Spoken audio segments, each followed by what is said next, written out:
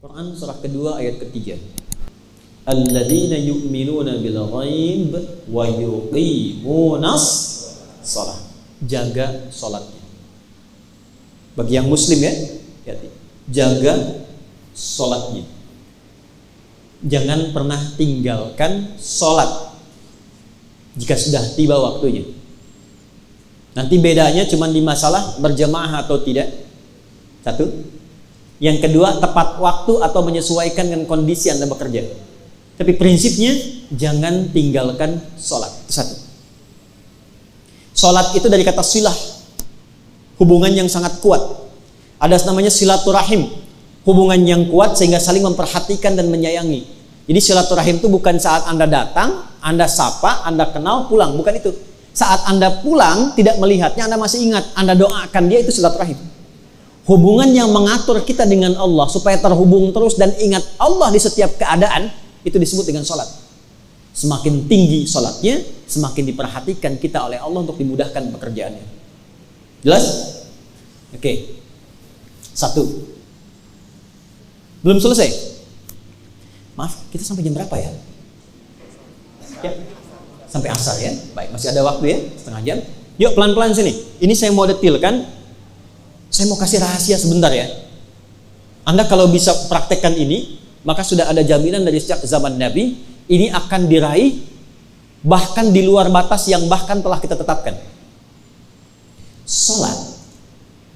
Tolong kita komitmen dulu ya. Maaf, ini rahasia di antara kita ya. Jangan dibagi keluar ya. Salat, semua bacaan dan gerakan itu ada artinya. Jadi bukan cuma begini. Buka dengan takbir, Allahu Akbar, tutup dengan salam, selesai. Tidak. Dari mulai berdiri begini, mengangkat tangan, sampai ke salam, itu ada maknanya. Dan makna itu yang dibawa dalam pekerjaan kita. Contoh, boleh minta satu orang sini? Silakan. Silahkan berdiri. Berdiri posisi sholat. Ya. Gak apa-apa, sementara menghadap ke sana ya. Sudah? Berdiri? Udah? Oke. Kita belum takbir ya, masih berdiri. Perhatikan. Badan tidak condong ke depan, tidak ke belakang, tegak. Kaki tidak terlampau lebar, tidak juga terlalu rapat. Coba rapatkan. Coba lebarkan. Coba sejajarkan dengan bahu. Nah, segini. Sejajar dengan bahu. Pelan-pelan ya, tegak, tidak terlampau lebar, tidak terlampau rapat, sejajar dengan bahu. Ini baru berdiri menghadap ke kiblat, dan ini ada artinya. Dari berdiri ini, seorang Abdurrahman bin Auf diajarkan oleh Nabi sampai dalam waktu 3 tahun, dari modal 0 beliau jadi orang paling kaya yang pernah berkehidupan di Madinah. Saya cepat saja. Tegak ini maksudnya apa? Saya kisahkan sebentar ya, supaya kita bisa paham dengan baik. Silahkan izin dulu sementara, duduk dulu. Abdurrahman bin Auf, sahabat Nabi, itu pernah kaya raya di Mekah. Masuk Islam, ada ujian, diambil kekayaannya, dirampas oleh masyarakat yang belum kenal Islam pada saat itu. Lalu dikatakan pada beliau, silahkan ikut hijrah dengan Muhammad ke Madinah. Tapi nggak boleh bawa apapun, pakaiannya aja. Untuk memberikan kesan bahwa, nih, kalau masuk Islam akan kehilangan potensi kekayaan dan capek dan belum tentu sampai di sana dalam keadaan hidup. Harta diambil. Yang jadi masalah keluarganya. Maka dikatakan kepada istri dan keluarganya, kalau ingin ikut suami, silahkan ikut, cuman bawa pakaian, pergi ke Madinah, jarak kurang lebih 400 km. Tapi kalau Anda tinggal di sini, maka semua harta suami akan diberikan, dan silahkan pilih laki-laki paling tampan yang ada di Mekah, kami fasilitasi pernikahannya. Sebentar ya. Kalau ibu-ibu yang sekarang atau yang perempuan diberikan pilihan dalam posisi seperti istrinya Abdurrahman bin Auf, ikut suami kehilangan harta dan jalan dengan pakaian, belum tentu selamat, atau tinggal di Mekah mewarisi semua kekayaan suami dan boleh pilih laki-laki tertampan yang ada di Mekah. Pilih mana? Ikut atau tinggal? Jangan dengarkan bisikan yang tidak jelas. Alladzi yuwaswisu fi sudurin nas. Tinggal atau ikut?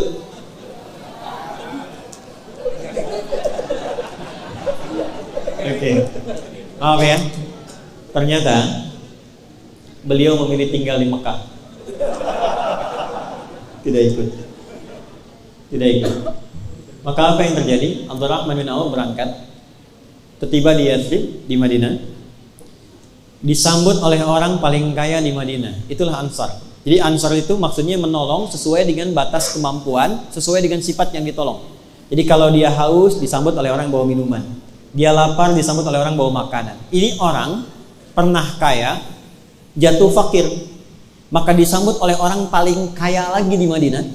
Karena diduga khawatir jatuh fakir, kehilangan kebiasaannya, lantas ada stres dalam dirinya. Ya, kan rumusnya begitu kan di fisika? F1 sama dengan F2 kan? Gaya gerak sama dengan gaya dorong. Apa yang masuk itu yang keluar kan? Ya, kalau yang masuk bagus, salarinya bagus, cukup, mobilnya enak, keluarnya kan gaya. Ya kan? Kalau masih kurang, keluarnya nunduk, tawadu, kemudian sedekah gitu kan? Ya kan? Tapi kalau semakin tinggi, gayanya tinggi, persamaannya kan hukum Pascalnya F berbanding lurus dengan P kan? Ya kan? Gaya berbanding lurus dengan tekanan kan? Ya kan? Semakin banyak gaya semakin tertekan kan? Ya. Nah, ini dikhawatirkan kekayaan yang tinggi, gayanya tinggi, jatuh fakir, gaya belum hilang. Maka apa kata orang kaya ini? Akhil karim, khudnis tanari. Saudaraku, saya pernah dengar sami'tu annaka kunta ghaniyan. Saya pernah dengar Anda pernah kaya. Kalau ingin kaya lagi, ambil setengah harta saya. Saya dengar Anda ditinggalkan oleh istri dan keluargamu. Kalau ingin menikah lagi, silahkan pilih perempuan paling cantik di Madinah. Walaupun itu bagian dari keluargaku, aku fasilitasi. Gantian ya. Kalau Anda dalam posisi itu, mau kaya, ambil setengah hartanya. Dan pilih perempuan paling cantik, walaupun bagian dari keluarganya, nikah difasilitasi. Saya tanya, Anda terima atau tidak ditolak sama sekali? Saya tahu ada yang ditolak percuma Bu, saya tahu pilihannya itu. Nih, apa kaitan dengan praktek tadi? Perhatikan kalimatnya. Jazakallahu khaira. Bahasa kita terima kasih semoga Allah berikan pahala. Arini ainal aswaq. Cukup tunjukkan kepadaku di mana pusat bisnisnya, di mana pasarnya. Karena beliau diajarkan oleh Nabi setahun sebelum hijrah. Kalau engkau masih mampu berdiri menegakkan dirimu, jangan gantungkan hidupmu pada orang lain. Optimalkan kemampuanmu. Pakai ilmumu. Tawakal kepada Allah. Nih gabungan dari tiga itu. Tegakkan diri kita. Optimalkan tenaga kita. Pakai ilmumu. Tawakal kepada Allah. Maka mulai jadi penyalur kambing. Berangkat. Disalurkan. Modalnya dikembangkan lagi. Setahun punya 10.000 kambing.